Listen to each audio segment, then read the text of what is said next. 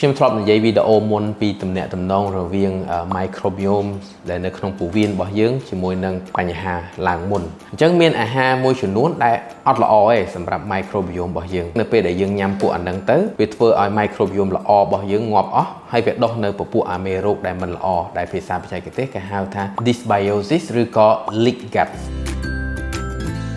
បានន័យថាពោះវៀនរបស់យើងហ្នឹងគឺវាជ្រាបនៅសារជាតិមួយចំនួនដែលបញ្ចេញដោយពពួកមេរោគអាក្រក់ហ្នឹងដែលវានឹងសាយភាយតាមចរន្តឈាមរបស់យើងទៅគ្រប់ទីកន្លែងជាពិសេសមកលើមុខរបស់យើងវាធ្វើឲ្យស្បែកមុខរបស់យើងឡើងប្រេងធ្វើឲ្យស្បែករបស់យើងអាចឡើងមុនបានអញ្ចឹងអាហារអីគេខ្លះដែលអាចធ្វើឲ្យមានបញ្ហាហ្នឹង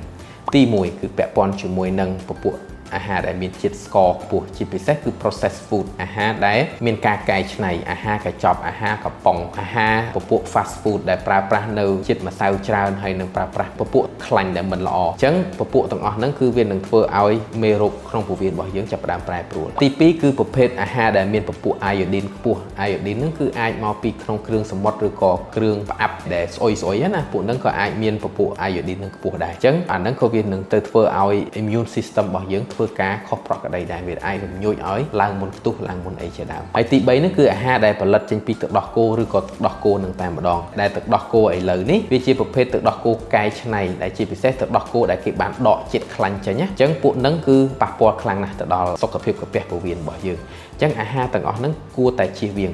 អ្នកខ្លះឲ្យតែញ៉ាំប្រភេទអាហារទាំងអស់ហ្នឹងគឺគាត់ដឹងមកស្បែករបស់គាត់នឹងឡើងមុនបាទអញ្ចឹងដើម្បីឲ្យបានសុខភាពល្អជាយាមញ៉ាំអាហារដែលមានជាតិសរសៃឬក៏ fiber ជាពិសេសពពួកបន្លែនឹងតែម្ដងហើយនឹងកាត់បន្ថយឬក៏ជៀសវាងតែម្ដងនៅរាល់អាហារកែច្នៃឬក៏អាហារដែលមានជាតិស្ករខ្ពស់បាទអរគុណច្រើន